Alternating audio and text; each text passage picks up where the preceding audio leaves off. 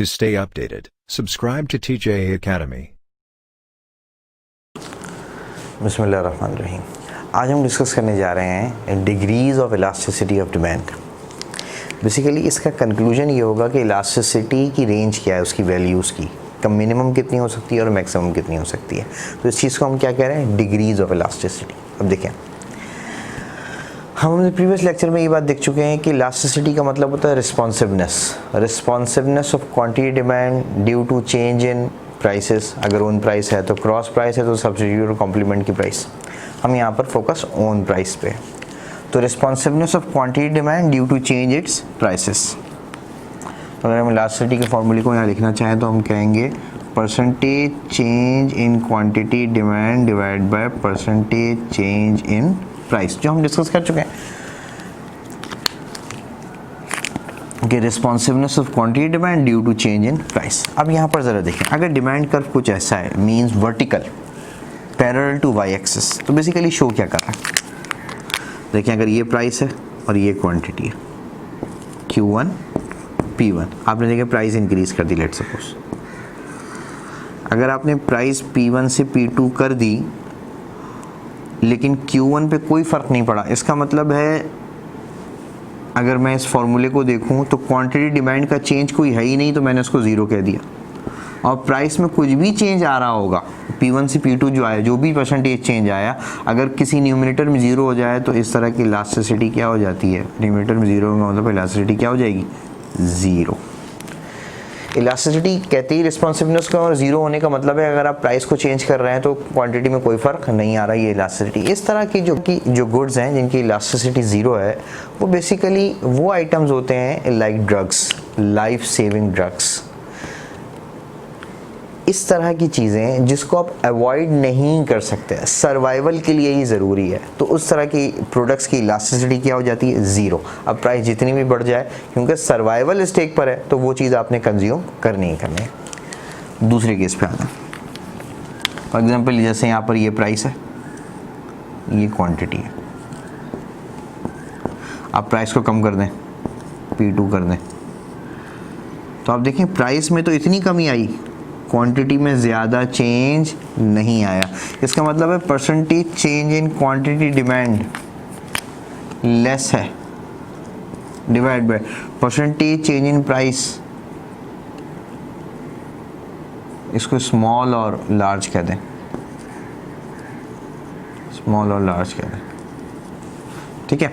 अगर न्यूमिनेटर छोटा हो और डिनोमिनेटर बड़ा हो तो हमेशा याद रखिएगा इसका आंसर आता है लेस देन 1।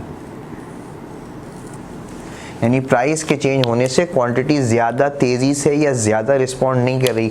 ये नॉर्मली नेसेसिटी आइटम्स होते हैं कि अगर प्राइस बहुत ज़्यादा चेंज हो भी जाए तभी क्वांटिटी में ज़्यादा चेंज नहीं आ सकता। जैसे इलेक्ट्रिसिटी, आप टेक्नोलॉजिकल शिफ्ट से कुछ ना कुछ यूनिट की कंजम्पशन कम बचा तो सकते हैं LED इस्तेमाल करके, इन्वर्टर यूज़ करके, लेकिन आप क्वांटिटी डिमांड को बहुत ज़्यादा कम नहीं कर सकते।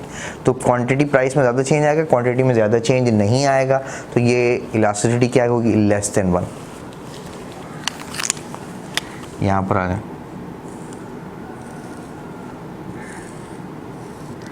ये प्राइस का चेंज, ये क्वांटिटी का चेंज ऑलमोस्ट सिमिलर लग रहा है। तो अगर क्वांटिटी और प्राइस का चेंज अगर एक जैसा हो जाए तो आंसर क्या बन जाएगा, इलास्टिसिटी इक्वल टू 1, क्योंकि ये और ये ऑलमोस्ट सेम लग रहा है, सेम बनाना था सेम, तो इक्वल टू 1। इस तरीके से यहाँ पर आ जाए, अगर ये प्राइस और ये क्वांटिटी है P1 Q1 और प्राइस को अगर P2 कर दूँ तो देखें प्राइस चेंज हुई, क्वांटिटी चेंज हो गई। अब यहाँ क्वांटिटी का चेंज बहुत ज़्यादा है, यानी percentage change in quantity large है और प्राइस का चेंज उसके मुकाबले में स्मॉल है।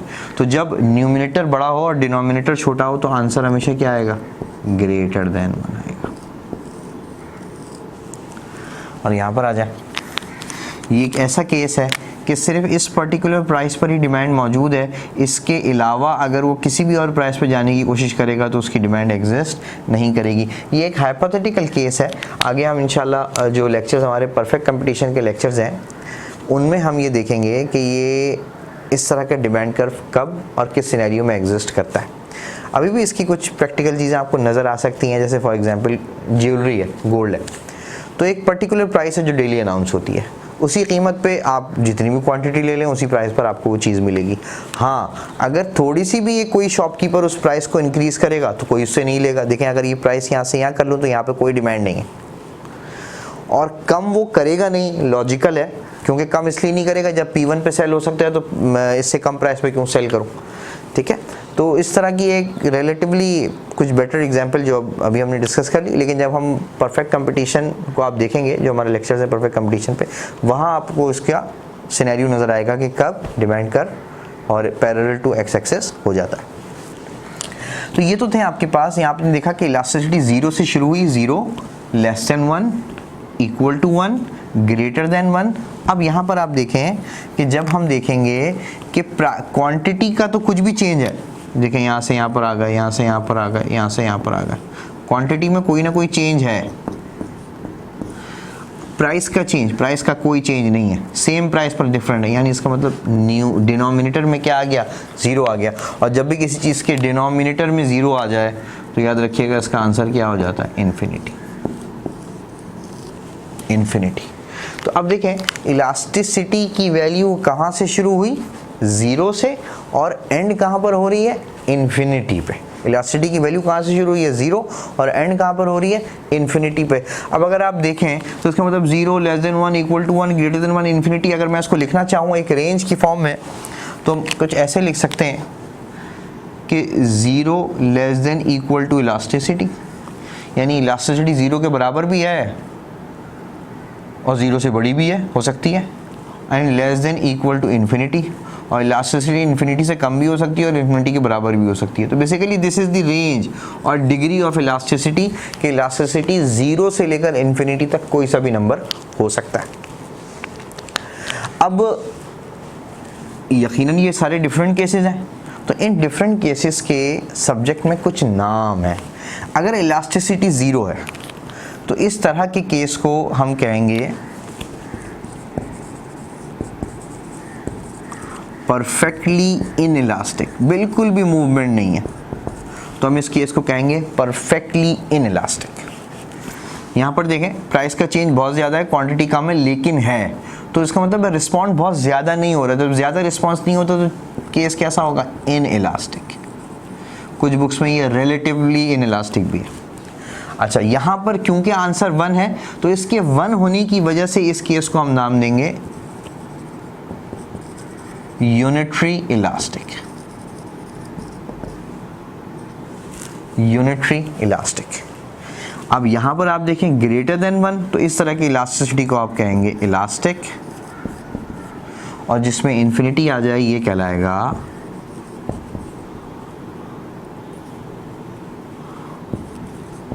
Perfectly elastic. तो अगर वैल्यू आपके पास लेस देन 1 आ रही है तो आप स्ट्रेट कह सकते हैं कि इनइलास्टिक है, यूनिटरी इलास्टिक है। ग्रेटर देन आ रही है तो आप कह सकते हैं इलास्टिक इन नेचर है, और अगर 0 है तो परफेक्टली इनइलास्टिक है, और अगर इन्फिनिटी है तो परफेक्टली इलास्टिक है। तो ये तो थे आपके पास डिग्रीज ऑफ इलास्टिसिटी। 0 से कम से कम वैल्यू स्टार्ट हो रही है, मैक्सिमम कहाँ पहुँच रही है, इन्फिनिटी पर। यहाँ एक बात ध्यान में रखें, जब आप इलास्टिसिटी का फॉर्मूला अप्लाई करते हैं तो देखें लॉ ऑफ डिमांड क्या कहता है, when price increase quantity demand decrease and price decrease quantity demand increase keeping other factors remains constant. जिसका मतलब है अगर प्राइस इंक्रीज होगी तो क्वांटिटी डिक्रीज होगी, यानी अगर कोई वैल्यू डिक्रीज हो रही है तो उसका चेंज आता है माइनस में, यानी वैल्यू 10 से 12 होती है तो +2, लेकिन 10 से अगर 8 हो गई तो चेंज आएगा -2। या तो ये इंक्रीज होगा ये डिक्रीज होगा, या ये डिक्रीज होगा ये इंक्रीज होगा, कोई एक डिक्रीज ज़रूर होगा। तो किसी एक के डिक्रीज होने की वजह से यहाँ साइन कौन सा आ जाएगा, नेगेटिव साइन आ जाएगा। तो याद रखिएगा इलास्टिसिटी की अपनी value 0 less than 1 equal to 1 greater than 1 infinity, ये इलास्टिसिटी की वैल्यूज हैं, यही डिग्रीज हैं। लेकिन इन तमाम आंसर्स में आपको कौन सा साइन मिलेगा, नेगेटिव का साइन मिलेगा। नेगेटिव साइन मिलेगा। ये बात याद रखिएगा, इलास्टिसिटी में जो नेगेटिव साइन, प्राइस इलास्टिसिटी में जो नेगेटिव साइन आ रहा है, ये सिर्फ और सिर्फ क्या शो कर रहा होगा, negative relation between price and quantity. I repeat, elasticity का अपना हम एब्सोल्यूट आंसर भी ले सकते हैं 0 से इन्फिनिटी, लेकिन हमेशा जब इसको सॉल्व करेंगे तो हमारे पास कौन सा साइन आएगा, आंसर में नेगेटिव साइन आएगा। नेगेटिव साइन याद रखें सिर्फ और सिर्फ क्या शो करता है, negative relation between price and quantity, और in other words law of demand को शो करता है कि इलास्टिसिटी में नेगेटिव साइन का मतलब यही है कि या तो ये इसका चेंज, ये डिक्रीज होगा, ये इंक्रीज होगा, या ये इंक्रीज होगा, ये डिक्रीज होगा। इसी चीज को लॉ ऑफ डिमांड भी कहते हैं, और इसी वजह से इलास्टिसिटी का जब आप आंसर निकालते हैं तो हमेशा उसमें कौन सा साइन होता है, प्राइस इलास्टिसिटी में नेगेटिव साइन, और negative sign shows only the relationship between price and quantity. जब आप इलास्टिसिटी की बात करेंगे तो एब्सोल्यूट टर्म में बात कर सकते हैं, और इलास्टिसिटी की रेंज क्या हो सकती है, 0 to इन्फिनिटी। तो आई होप ये डिग्रीज ऑफ इलास्टिसिटी का कॉन्सेप्ट आपको क्लियर हुआ होगा। अगर ये वीडियो आपको पसंद आए तो उसको लाइक करें, शेयर करें, हमारे चैनल को सब्सक्राइब करें और बेल आइकन पर जरूर क्लिक करें।